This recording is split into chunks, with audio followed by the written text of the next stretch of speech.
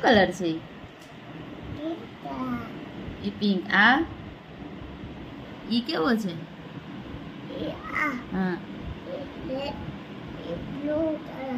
black colour હા હા black એટલે કાળો ઈ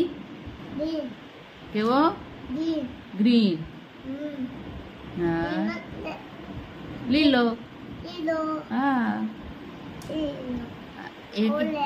ઓરેન્જ હા ઓરેન્જ ઓરેન્જ એટલે કેસરી હા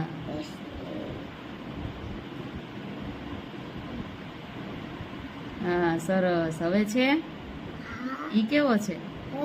યલો એટલે પીળો